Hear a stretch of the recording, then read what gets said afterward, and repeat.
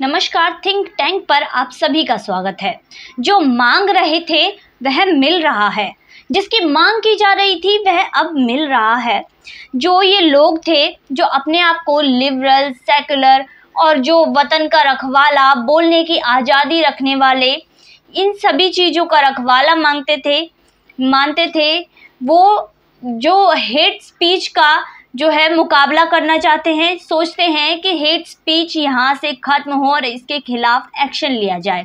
ये सांप्रदायिक द्वेष को बढ़ावा देने वाले वही लोग हैं जो द्वेष पैदा करते हैं, लोगों के बीच में हिंसा पैदा करते हैं।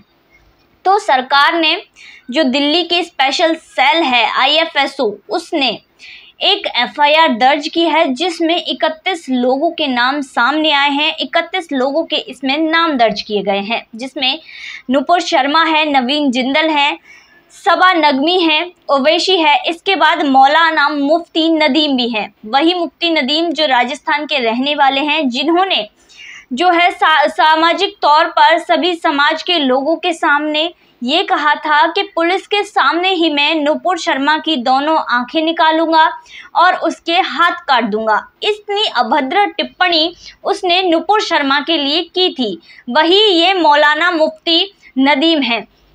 इसके अलावा ये जो लोग भगवान शंकर का हमेशा से मजाक उड़ाते आए हैं, ज्ञानवापी शिवलिंग के मसले में ये जो मजाक उड़ाते आए हैं, भगवान शंकर की बेअदबी करते आए हैं, बेइज्जती करते आए हैं, तो कुछ लोग ये समझते थे कि सरकार कोई एक्शन क्यों नहीं ले रही, सरकार एक्शन में क्यों नहीं आ रही।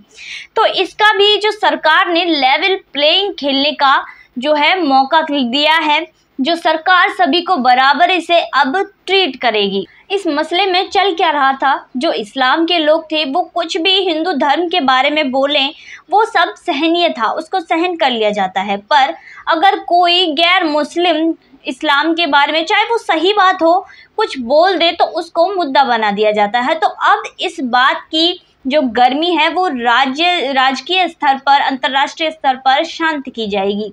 और जिसका पहला जो नमूना है वो है ओवैसी का जो नाम सामने आया इस लिस्ट में, तो वह उसके जीवन में जैसे मानो उसके पैरों तले जमीन खिसक गई हो। उसने बोलना स्टार्ट किया कि मैंने क्या किया है, मेरा क्या रोल है इसमें, मेरी क्या गलती है। उसने इस बात को लेकर ट्विटर पर 11 ट्वीट किए हैं।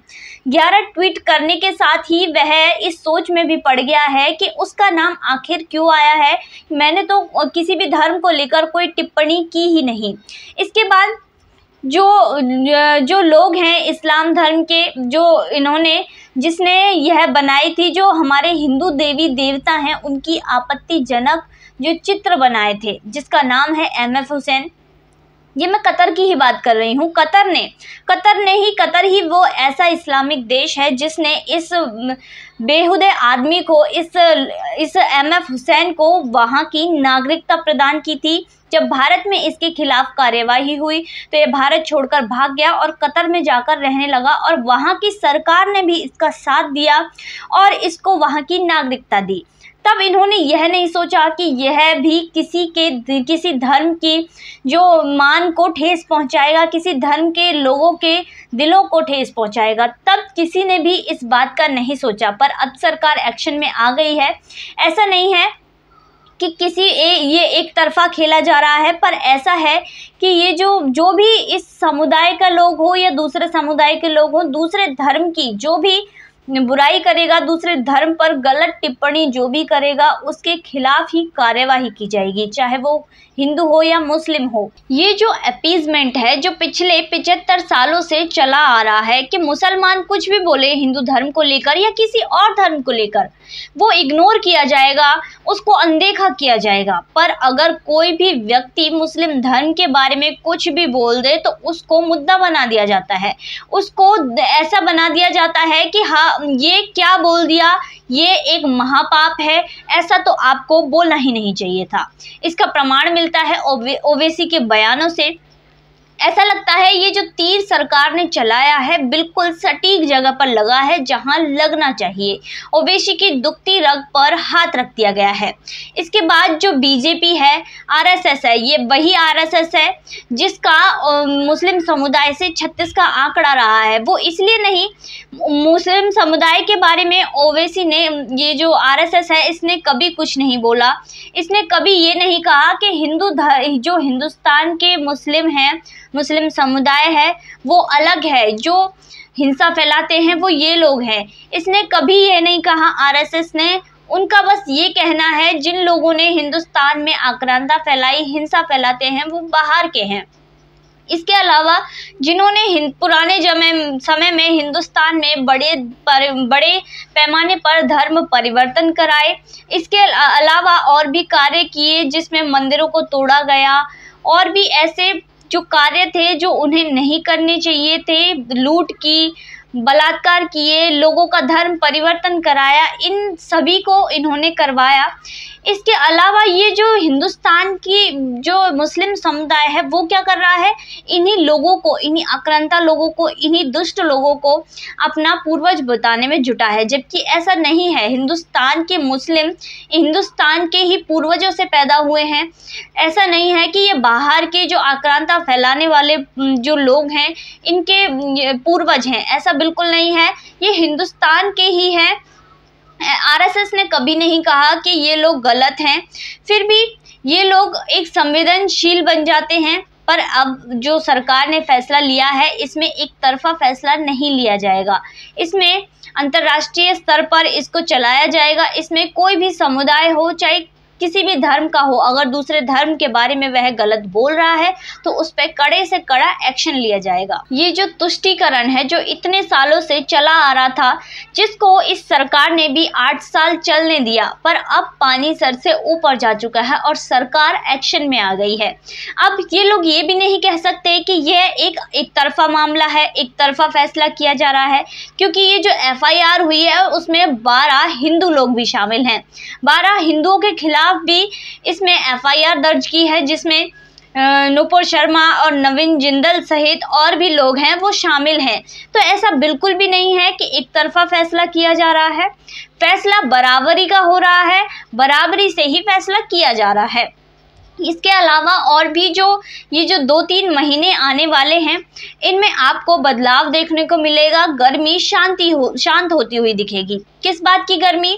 ये जो अहंकार है उसकी गर्मी, कि हम जो चाहेंगे वही होगा, हम थोड़ा सा हंगामा क्या कर देंगे, हमारे हित में फैसला आएगा, हम हिंसा फैलाएंगे तो हमारी ही चलेगी। इस बात की गर्मी शांत होगी। इसका जो है ये असर 2-3 महीने में आपको खुद दिखाई दे जाएगा। ये जो ज्ञान वापी का मामला चल रहा है, इसमें जो सुनवाई होगी उसको भी बराबरी से किया जाएगा। इसमें जो बहस होगी बराबरी से किया जाएगा।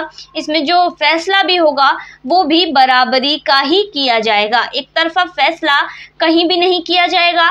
भारत के कानून के दायरे में रहकर फैसला किया जाएगा और दोनों पार्टियों को बराबरी का दर्जा देकर ही फैसला किया जाएगा। अब जब FIR हुई है तो कार्यवाही को तो कोई नहीं रोक सकता, कार्यवाही तो होगी ही। ये जो मामला है वह साइबर सेल का है, जो सोशल मीडिया के अकाउंट्स हैं, सोशल मीडिया को खंगालने के बाद ही यह लिस्ट बनाई गई है। इस लिस्ट को तैयार किया गया है, FIR दर्ज की गई है, जिसमें हेट स्पीच का जो सर्कुलेशन किया गया है, हेट स्पीच को जो फैलाया गया है, इसको वायरल किया गया है, उन लोगों के खिलाफ कार्यवाही की जाएगी। उन लोगों के खिलाफ समाज में अशांति फैलाने के लिए कार्यवाही की जाएगी, क्योंकि इन लोगों ने ही बड़े स्तर पर समाज को भड़काया। जो बाहर के मुस्लिम देश हैं, खाड़ी देश हैं, इनको भड़काया, और जो हिंदू मुस्लिम की लड़ाई है, हिंदू मुस्लिम हिंसा है, इसको बढ़ावे का मौका दिया, इसको बढ़ाने का मौका दिया। इन लोगों की ही बदौलत ये सब हुआ है, तो इनके खिलाफ कार्यवाही तो होगी ही। पर ऐसा नहीं है कि ये एक तरफा होगी, चाहे वो हिंदू हो या मुस्लिम हो, कार्यवाही उसी के खिलाफ होगी जिसने यहाँ पर हिंसा फैलाई है। इस जो वाकया है, ये जो हिंसा पूर्वक मामला है, इसके सर्कुलेशन का काम किया है, तो कार्यवाही तो होगी ही, और जो मांग रहे थे उसकी मांग होगी ही। जो मांग रहे थे उसकी मांग हो रही है और मांग की पूर्ति भी हो रही है, और जो इनकी गर्मी है वो भी शांत हो रही है। जो भारत का संविधान है, भारत की न्यायपालिका है, वह कानून के हिसाब से चलेगी, ना ही किसी व्यक्ति विशेष के हिसाब से, ना ही किसी ऐसे समुदाय के हिसाब से जो अपने हिसाब से कानून व्यवस्था को चलाना चाहता है, जो हिंसा फैलाना चाहता है। तो किसी के भी हिसाब से कानून व्यवस्था नहीं चलेगी, संविधान के साथ चलेगी, न्यायपालिका के साथ चलेगी। तो आज के अंक में बस इतना ही। फिर मुलाकात होगी नई वीडियो नए विषय के साथ। धन्यवाद। देखते रहिए थिंक टैंक।